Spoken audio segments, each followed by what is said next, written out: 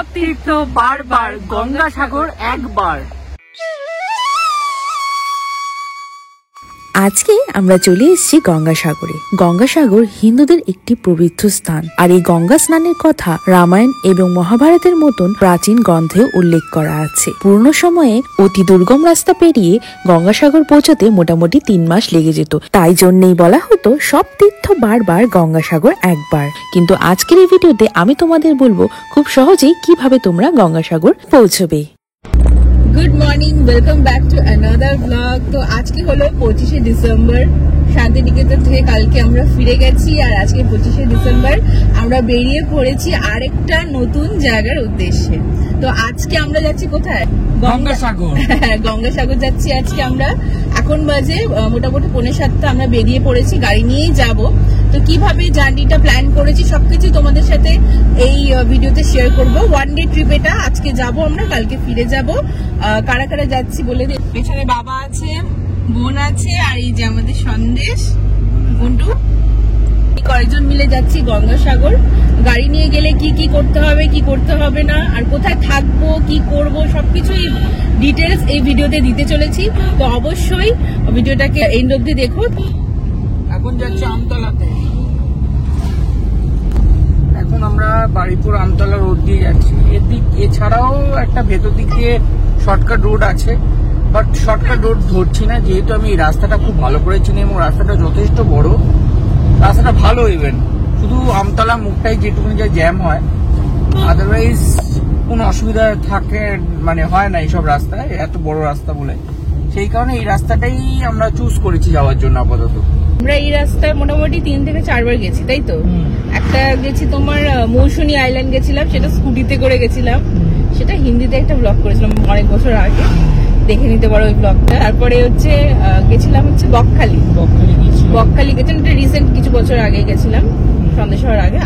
আর কোথায় গেছিলাম যেন, আর গেছিলাম ডায়মন্ড হারবারটাও অনেক পুরোনো, অনেক বছর আগে, কোভিডের পর গেছিলাম, জাস্ট একটু সময় কাটা। এবার তোমাদের বলে দিই তোমরা ট্রেনে করে কিভাবে গঙ্গাসাগর পৌঁছাবে। শিয়ালদা থেকে কাকদ্বীপ বা নামখানা লোকাল ধরে তোমরা পৌঁছে যাবে কাকদ্বীপে। ওখান থেকে টোটো করে তোমরা পৌঁছে যাবে লট নাম্বার 8 জেটি ঘাটে। ওখান থেকে তোমাদের ভেসেল ধরতে হবে, ভেসেল তোমাদের পৌঁছে দেবে কচুবেড়িয়া ঘাটে। ওখানে নেমে তোমাদের বাস বা টোটো করে তোমরা পৌঁছে যাবে কপিল মুনির আশ্রমে। তোমাদের সাথে দেখো কথা বলতে বলতে আমরা পৌঁছে গেলাম ডায়মন্ড হারবার। এবার এখানে আমরা ব্রেকফাস্টটা সারবো। ফাইনালি আমরা হোটেল সাগরিকায় এসে গেছি, দেখা যাক কি ব্রেকফাস্ট পাওয়া যায়। হোটেল সাগরিকায় আমরা বেশ ভালোই ব্রেকফাস্টটা করলাম। ওখান থেকে ব্রেকফাস্ট সেরে আমরা বেরিয়ে পড়লাম আমাদের গন্তব্যস্থল গঙ্গাসাগরের দিকে। হোটেল সাগরিকার থেকে আমাদের মোটামুটি 2 ঘন্টা লাগলো গঙ্গাসাগর ঢুকতে। আমরা এবার গঙ্গাসাগর ঢুকছি। আমরা এবারে লট নাম্বার 8 ঘাটের কাছাকাছি কোনো পার্কিং পাইনি, তাই আমাদের গাড়িটাকে একটু দূরে পার্ক করতে হয়েছিল। সেখানে একদিনের জন্য ভাড়া পড়ে গেছিল 300 টাকা। তারপরে ওখান থেকে টোটো করে আমরা পৌঁছে গেলাম লট নাম্বার 8 জেটি ঘাটে। সেখানেও আমাদের 1 ঘন্টা দাঁড়াতে হয়েছিল, যেহেতু তখন ভাটা চলছিল। তারপরে আমরা টিকিট কেটে নিলাম। ভেসেলের জন্য পড়লো পার হেড 8 টাকা, আর এই ভেসেল তোমাদেরকে মোটামুটি 45 মিনিটে পৌঁছে দেবে গঙ্গাসাগর আইল্যান্ড।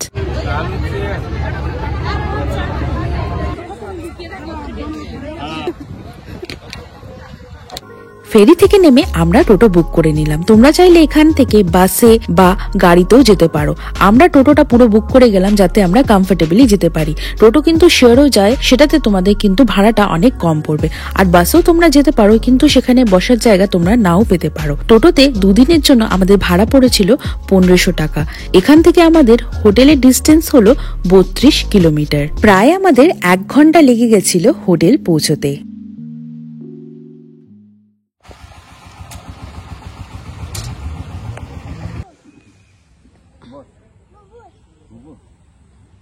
আমরা এখন ঢুকে পড়েছি ওয়েস্ট বেঙ্গল ট্যুরিজম প্রপার্টি। তো চলো এবার ভেতরে যাওয়া যাক। পৌঁছেই আমরা চেক ইন করে নিলাম আর চলে গেলাম আমাদের রুমের দিকে। আমাদের রুম নাম্বার ছিল 106 আর 107। তো চলো এবার রুমগুলো তোমাদের একটু ঘুরে দেখাই।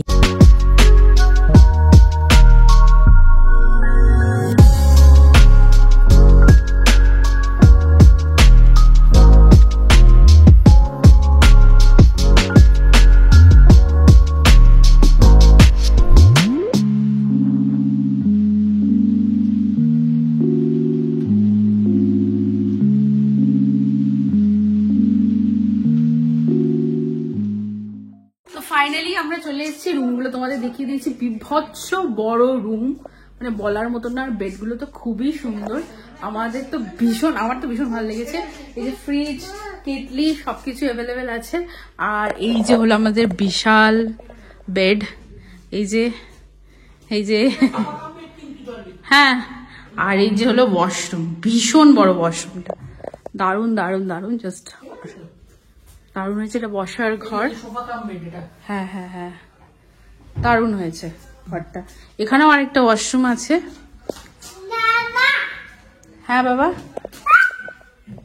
আমরা এখন যাচ্ছি লাঞ্চ করতে। আমাদের চিকেন থালি এসে গেছে, আমরা এবার খাওয়া শুরু করি। অলরেডি 3টে বেজে গেছে। ঠিক আছে, ফিশও নিয়েছি তো। হ্যাঁ, চিকেনও নিয়েছি, ফিশও নিয়েছি। ফিশ মেনলি বাবাই খাচ্ছে।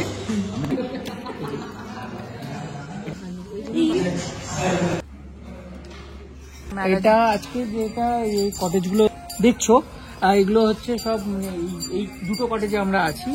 আর এদিকে যে কটা কটেজ আছে সবগুলোই সোল্ড আউট হয়ে গেছে আজকে কোনো কটেজই ফাঁকা নেই।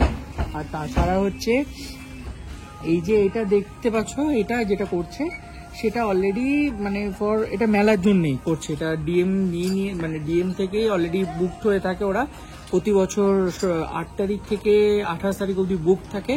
সেই সময় বাইরের কেউই এই জায়গাটা বুক করতে পারে না। অনলি ফর সাগরের অফিসিয়াল পারপাসে এটা ইউজ হয়। দুপুরে লাঞ্চটা সেরে আমরা সোজা চলে গেলাম কপিলমুনি আশ্রমের দিকে। আমাদের হোটেল থেকে কপিলমুনি আশ্রমের দূরত্ব ছিল মাত্র 7 মিনিট। যেতে যেতে দেখছিলাম, যেহেতু গঙ্গাসাগর মেলা আসছে, প্রচুর প্রিপারেশন চলছিল। ওখানে দেখছিলাম অনেকে স্নান করছিল, অনেকে আবার স্নান করে কপিলমুনির আশ্রমে যাচ্ছিল, অনেকে সূর্য দেবতাকে জল অর্পণ করছিল, কেউ আবার নিজের মৃত পিতামাতার শ্রাদ্ধও করছিল। এছাড়া দেখলাম অনেকে ওখানে নারকেল, সুতো, পঞ্চরত্ন গঙ্গাকে অর্পণ করছিল। এখন সাগরের ধারে এসছি দেখতে যে কি ব্যাপার স্যাপার আছে, কোনোদিন তো আসেনি, এই ফার্স্ট টাইম এসছি। ওয়েদারটা আপাতত এখন সানসেট হচ্ছে, খুব সুন্দর, খুব সুন্দর, সূর্য অস্ত যাচ্ছে এখন। আর আমরা একটু দেখি এখানে সময় কাটিয়ে হয়তো কপিলমুনি আশ্রমের দিকে একটু যাব, দেন ওখান থেকে হোটেল ব্যাক করব। বাট এই সানসেটটা দেখতে কিন্তু খুব ভালো লাগছে। সানসেট আর এই বোটগুলো যে দাঁড়িয়ে আছে দেখতে দারুণ লাগছে, দারুণ দারুণ।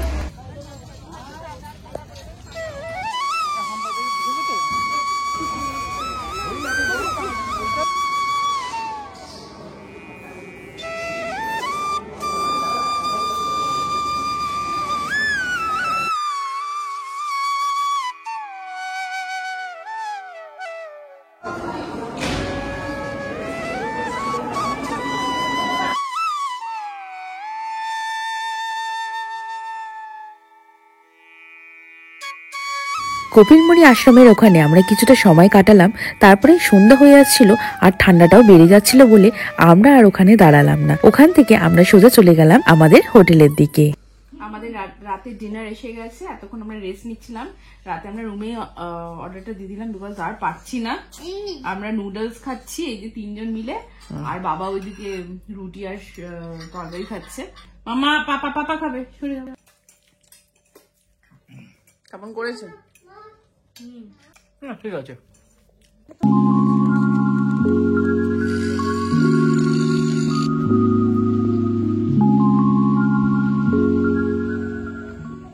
গুড মর্নিং, এখন বাজে সকাল 7টা, একটু ঠান্ডা। আমরা বেরিয়ে পড়েছি একটু রিসর্টটা ঘুরতে। আজকে আমরা চলে যাবো একটু পরে, ব্রেকফাস্ট করে বেরিয়ে পড়বো। এখন যাচ্ছি সামনের দিকটা একটু ছবি তুলতে, তাই তো?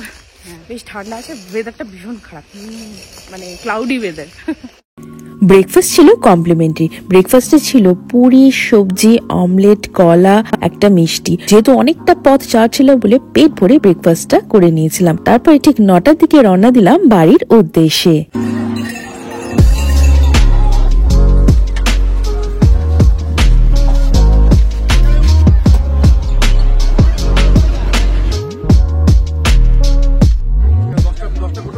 ফাইনালি আমাদের ওয়ান ডে ট্রিপ আজকে এখানেই এন্ড হলো। এখন বাজে 11:30, আমরা এবারে চলে এসেছি, এবার চলে যাচ্ছি বাড়ি। একদিন ঘুরে বেশ ভালোই লাগলো, যতটা পারলাম তোমাদের সাথে শেয়ার করলাম। আশা করছি তোমাদের ভিডিওটা ভালো লেগেছে, আর ভালো লাগলে অবশ্যই লাইক, শেয়ার এন্ড সাবস্ক্রাইব করতে হবে। এরকম যদি আমাদের সাথে ঘোরার কাছে পিঠে দূরে ঘুরতে যেতে চাও, অবশ্যই চ্যানেলটাকে সাবস্ক্রাইব আজকের ভিডিওটা এখানে এন্ড করছি। দেখা হচ্ছে অন্য কোথাও অন্য কোনো জায়গায়। Till then by.